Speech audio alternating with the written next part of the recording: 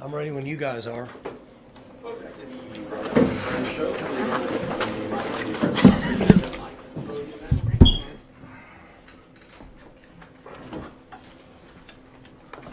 Mike, so now that you're at this point of kind of the real, or close to game week essentially, do you handle this pretty typical from here on out as you would a game week?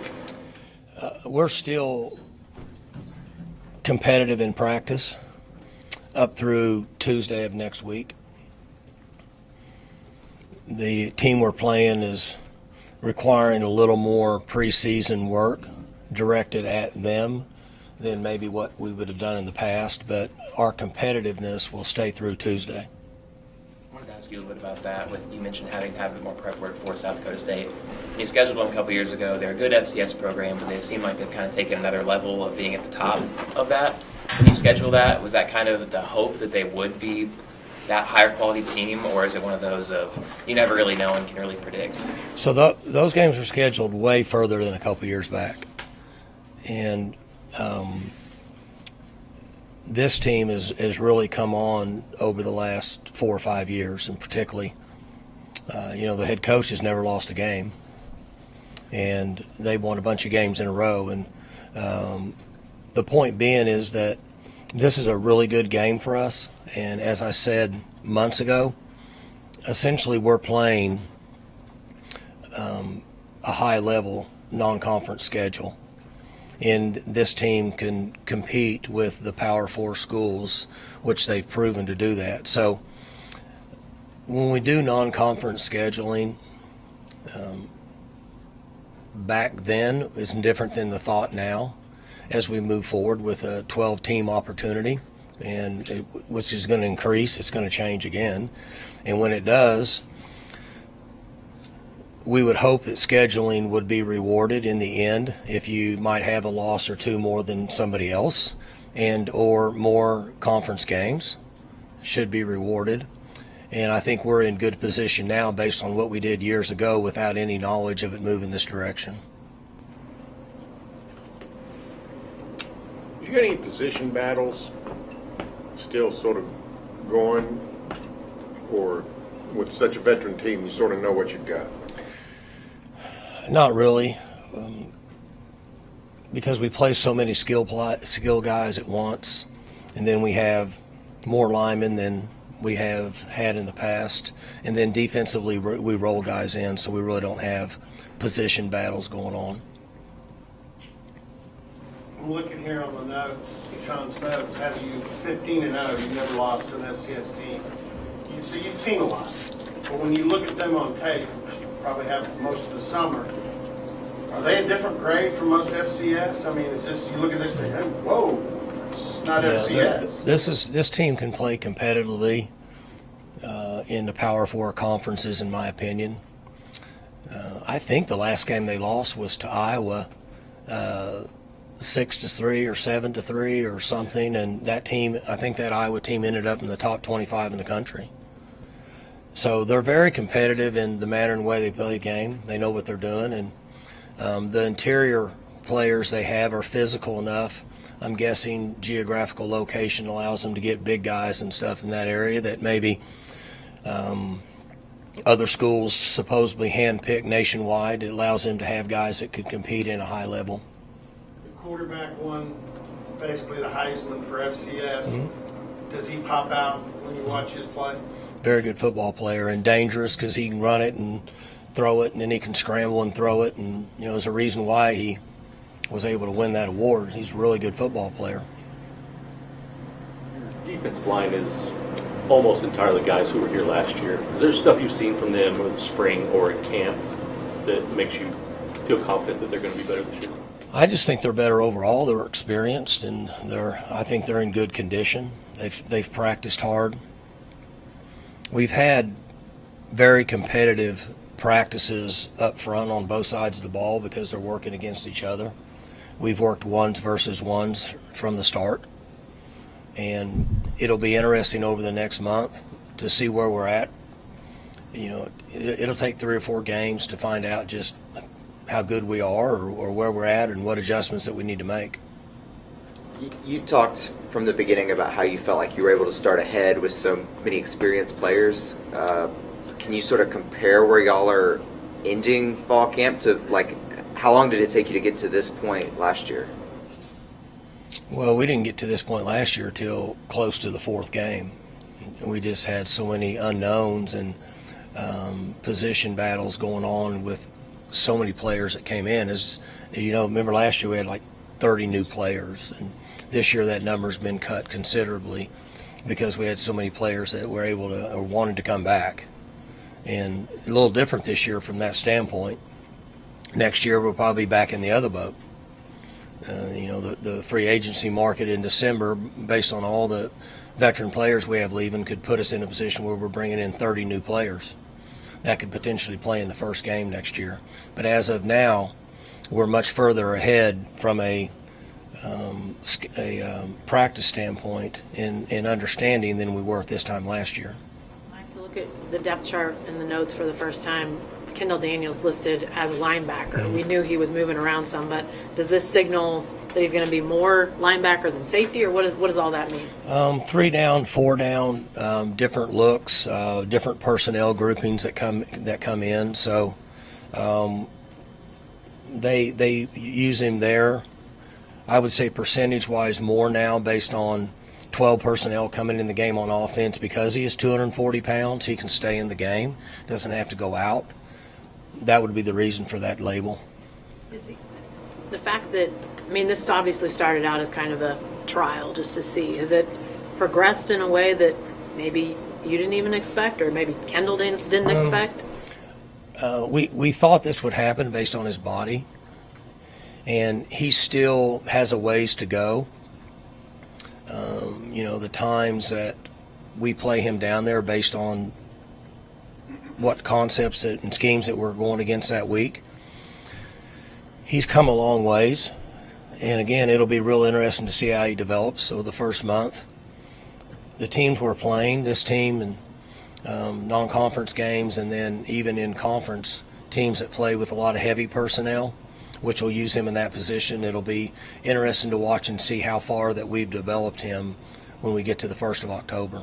Does it also speak to the fact that you've got some depth at safety, that you've got a guy that has been a mainstay there, that you're able to move him somewhere? Yeah, so we have 2 or 3 guys that played quite a bit. We got Lyric back from last year. He was an experienced player last year, and then he's moving around pretty good now. I don't think that he's full speed where he was, but he should be getting to that point over the next few weeks, and then certainly within a month he should be back to full speed. But he's played very well lately in practice, and it allows us more flexibility.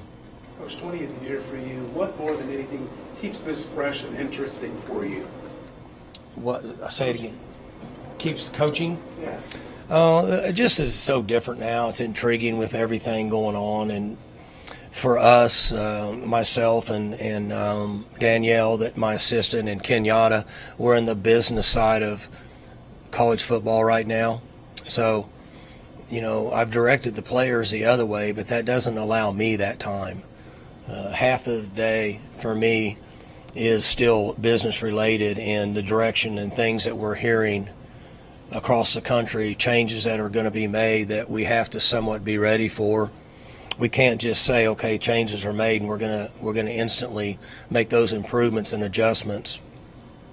So that side of it's really intriguing to me. I will tell you it's very tiresome for me, because I don't like knowing what I want to know what my destination is so I can figure out how to get there. And right now we don't have that, but neither does anybody else in the country. Somebody had sent me an article last night. They did it after 9 o'clock, which means I'm in bed. But anyway, I read it this morning. You should have seen it this morning. I had 12 deer that were eating within 60 feet of my back porch when I was drinking coffee.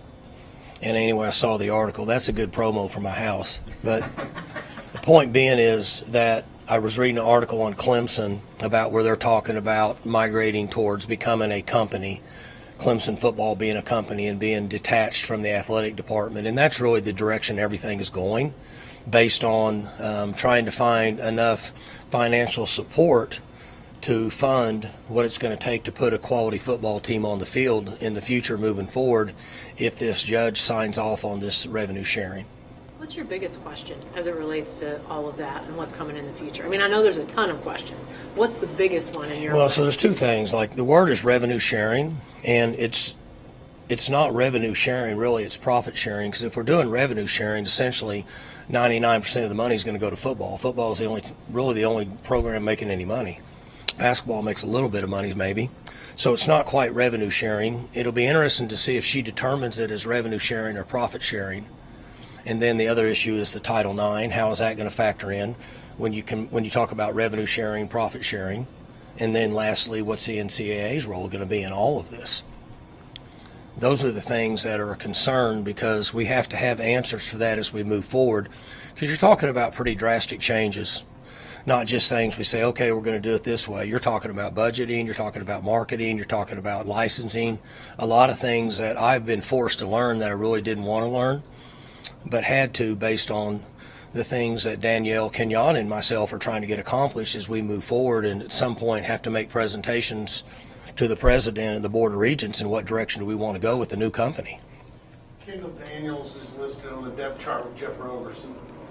Is Jeff, following his career here, is he kind of the epitome of the Cowboy culture? Kind of that guy that never gives up. He fought through injuries, sat out a year, and now he's kind of landed on where he's going to get a lot of playing time and be a factor. Yeah, Jeff is a really good illustration of some of the guys that have been here for a long time, even back in my playing days, but specifically 20 years of me as a head coach, that really non-recruited, local guy, has a lot of pride in the state of Oklahoma, has a lot of pride in being from this area, and I'm playing for Oklahoma State. I love Oklahoma State. First year he wasn't very tough and physical, and then second year he was surviving, and from that point moving forward he's learned to be, as I say, disregard his body for the game of football, and he's become a much better player. So I see him playing more reps in games this year, and we'll follow along to see how he picks up on that in live games, because it's much different, as you know, than practice. But he is much bigger, stronger. He is intelligent. He's developed some toughness, and he does love Oklahoma State. So that gives him a real chance, fitting our culture, to compete here and finish his career here on the field. Two more things on South Dakota State. One, what do you see in their defense? Very sound, get lined up in the right spot, unless they've made changes, which I don't see that happening. I'm fairly certain their head coach was a defensive guy. Was there, I think he's been there since 2011 or 2012 in the defensive role, and they've been very, very good since he's been there, statistically and from a performance standpoint. So they don't have to change a lot in what they do, and as I said earlier, it's the first game of the year. There's a lot of unknowns out there, but I just don't see them changing from what they do. You know, they're playing 4 down, and they split safeties most of the time, and they're going to try to be in the right spot and keep things in front of them. They're going to play with contain and run to the ball and tackle. The other thing is, there is a tie there. Chris Myers was a GA for you. Did a lot of good work here. I know he's a recruiting coordinator, tight ends coach. You've even allowed, like you have a lot of smaller schools. He's been here for some of your camps to look at kids. What do you remember about Chris? Yeah, so we've got several camps over the years where teams that we're playing the next year have come to our camps and have been around. And Chris was a graduate assistant young coach, and prior to the rule change this summer, those guys are essentially donating their time because they barely make enough money to live and eat, and they're at it 70, 80 hours a week during the season, and he did a really good job for us and was very deserving of the job that he has up there, and has spent time around here with us in the summer some. And there's not any secrets to what we do at Oklahoma State.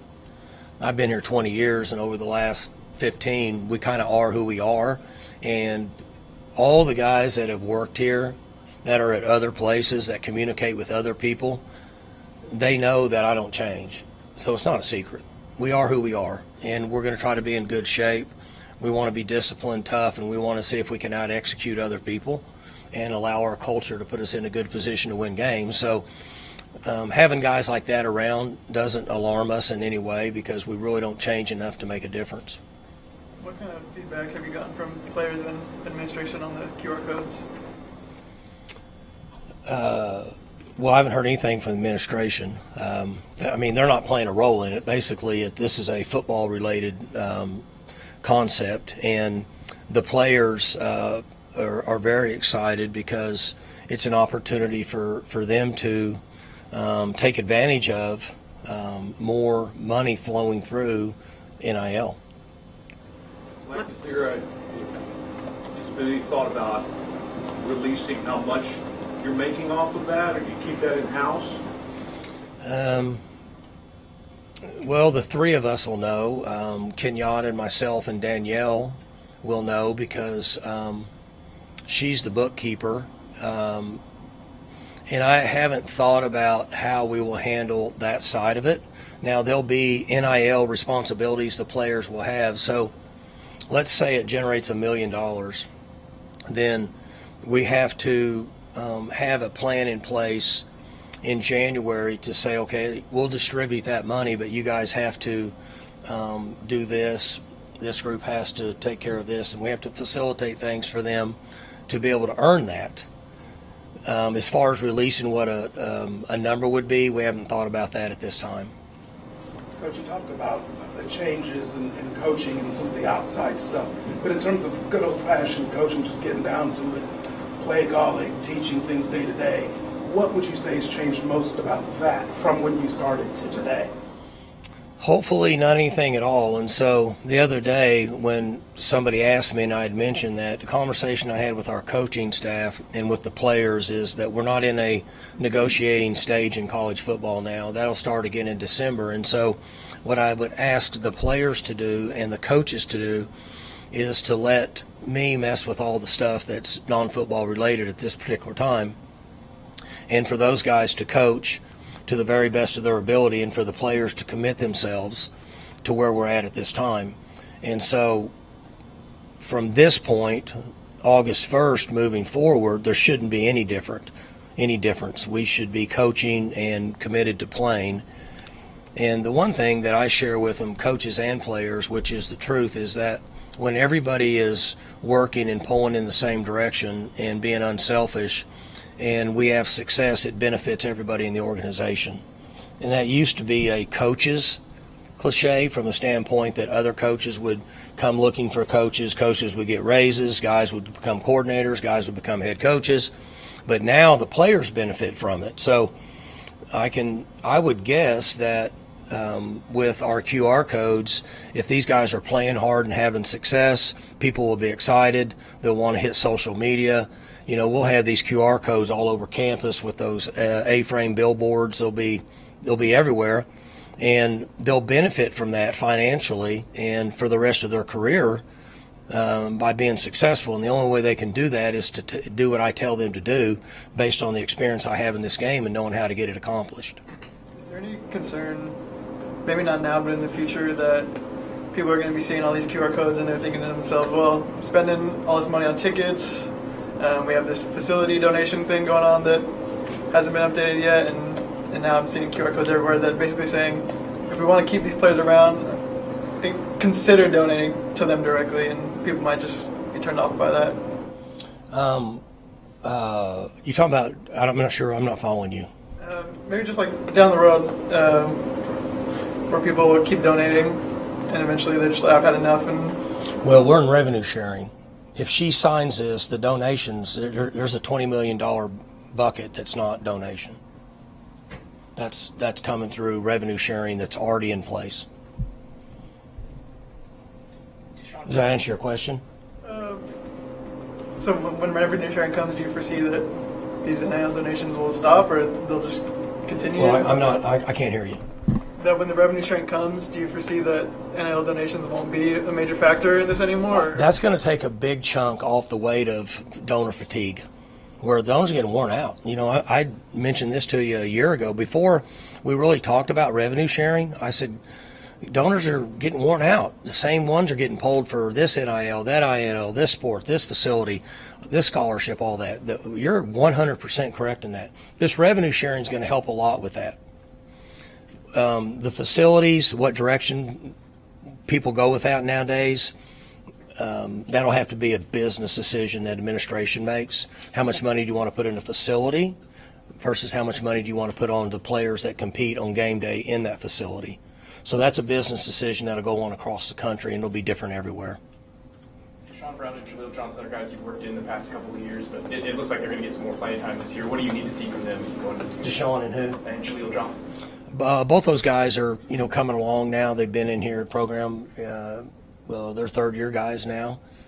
And they've developed their bodies and changed, and they're very similar to what Jeff is, in that now they should be playing more of a role in a game when the game matters, and hopefully they'll continue to gain experience, and over 4, 5, 6 weeks they should be much better than they will be Saturday. And we understand that. We know that they'll have to learn on the run, but they've been here long enough that they should move along pretty fast and continue to get better throughout the year, which hopefully would allow them to step in next year right from the start and play well. How did Io get on you guys' radar, and I guess what impact has he made throughout fall camp to have a spot on this 2 deep? He had a good summer. He's not really experienced in football. He's hasn't developed his body, but he's long, rangy, athleticism, jump, all those things that we look for in a wide receiver. There were some questions across the board about his overall speed, and then when we got him in here, his numbers were average for what we thought, and then after Coach Glass had worked with him for 6 to 8 weeks, he dropped 2/10 off his 40. So we're expecting that to come down even a little more during his career, and he's made enough plays in practice to put himself in a position that if he's in a game, we have enough confidence to play him at this time. With Colin Clay and Justin Kirkland, do you see those guys having different strengths, and how valuable is it to just have both of those options? They're very similar. One of them's 342 pounds and the other one's 322 pounds. So they're both big guys. They're very experienced. They're older guys. They're mature. They've been around. They've seen a lot. And so they're very similar in comparison. Those guys will roll in and out and share reps. Mike, we've talked about parity in the Big 12 in recent years and how much fun it is, don't know what's going to happen. Mm-hmm. Long term, is that good for the Big 12, or do we need a couple of teams to rise up and be annual powers? Not anymore with the playoff expansion, and we're a couple 3 years away from being 16 teams. It's going to pay more money. Money's driving the market. Once they figure out they can make more money, they'll expand it more. So when it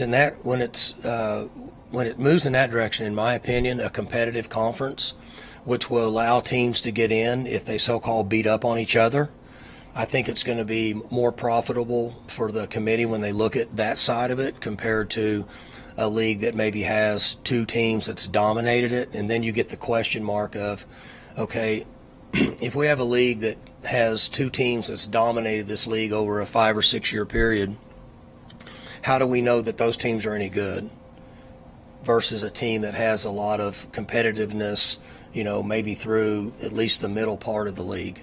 So I think it'll be beneficial for this league to be competitive on an annual basis. At least it'll change. I mean, there's teams that'll have down years and teams that'll have good years, and so it could vary a little bit.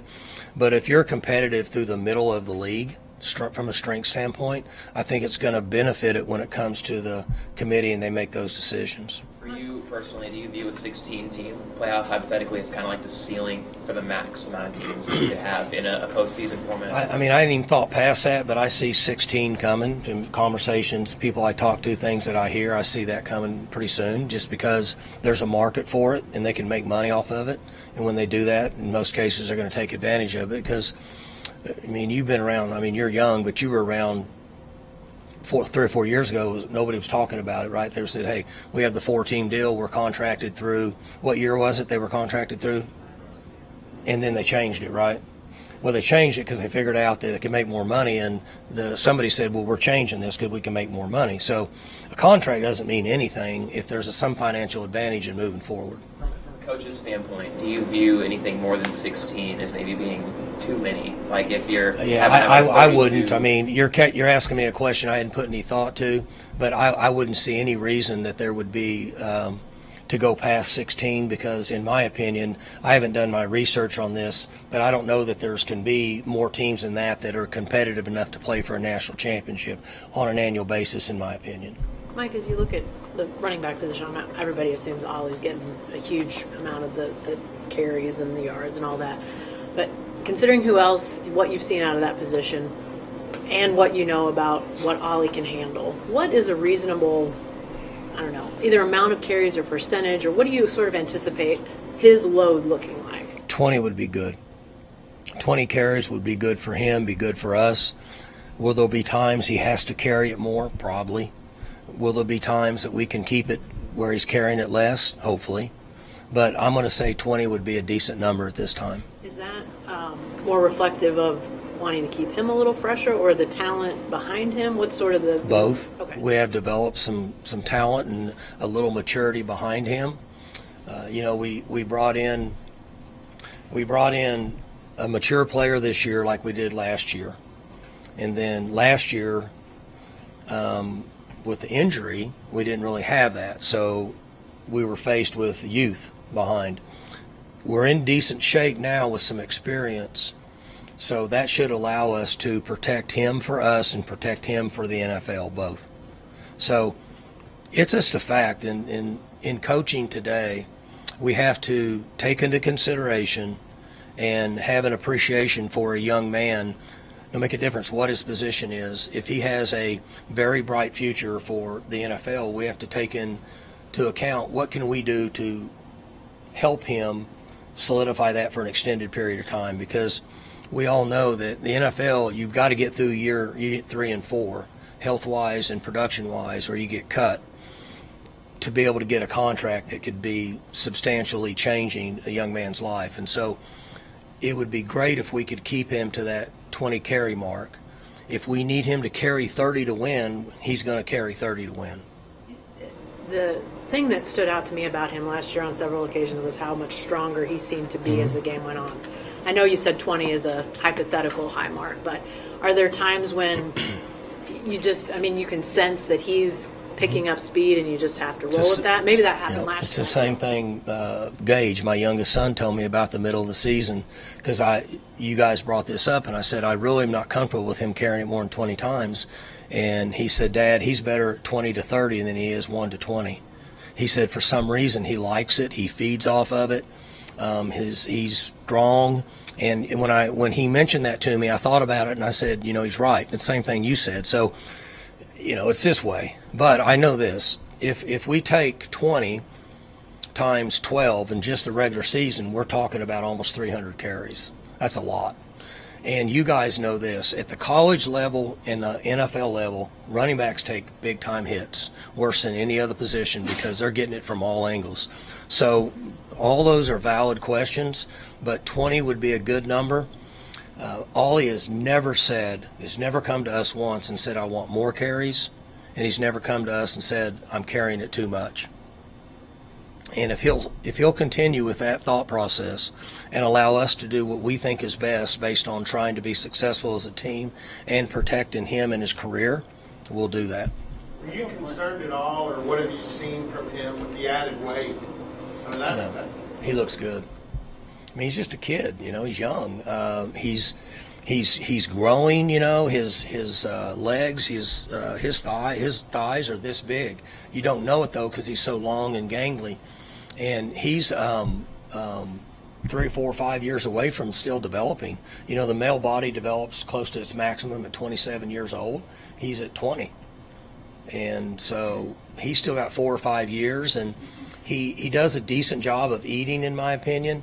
And in training with Coach Glass, if he'll continue, which when he's here he doesn't have a choice, but when he goes to the NFL, if he'll continue to take care of his body and train in the weight room like he has with Coach, then he's going to develop all the way up to 27, 28 years old. How do you plan on using Gavin Freeman and Dwayne Lofton in his offense or on the team? Gavin, well, both of them will be in slot receiver roles and find ways to get him the ball.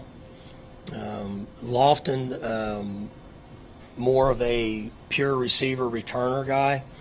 Gavin is a returner, but receiver, running back, Brennan Presley style of player, where can do a lot of things with the ball.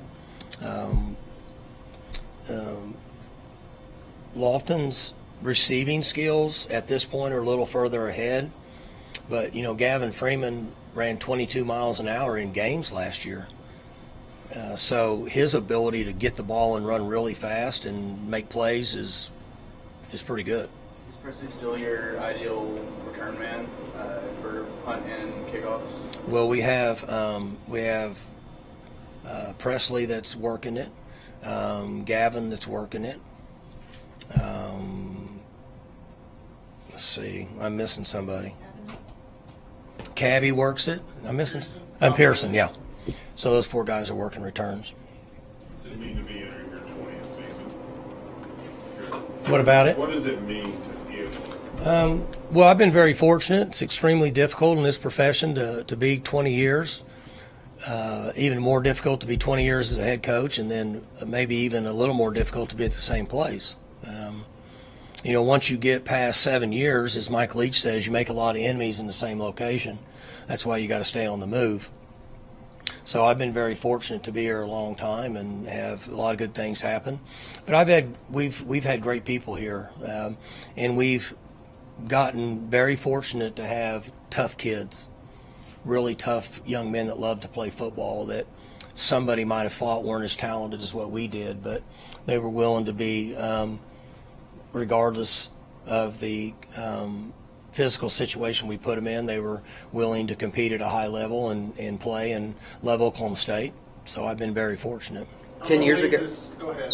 10 years ago, would you have thought you would be here entering your 20th season?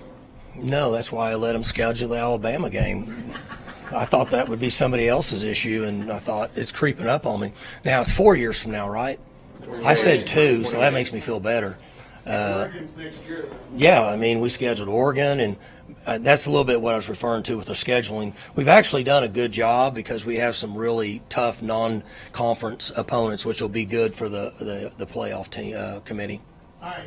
A lot of them aren't on the depth chart, but you've seen them through fall camp, and some of them may probably redshirt. But your recruiting class from last year, now you've had a chance to look at them in your uniforms and your practices for over a month. What do you think of the recruiting class from last year?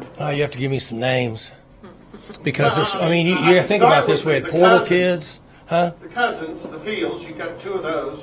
Yeah. Heyday on one side. And Rodney on the other. Good young players. I'm just thinking here in my head. Ford wasn't even ranked when he committed to you. They had to put some Yeah. stars next to Ford his was name. he's a, I don't know, whatever somebody's stars are. I mean, he's a. If they knew as much about him as we knew about him, he'd be a 4-star. I'm guessing. You've got the 2 kids from Del City that have had good camps. They've stayed healthy. Oliphant from St. Louis has done well. I'm trying to think of the other ones who aren't portal guys. Trey Griffin. What wide receiver? Yeah, he's doing good. And 94 is doing good.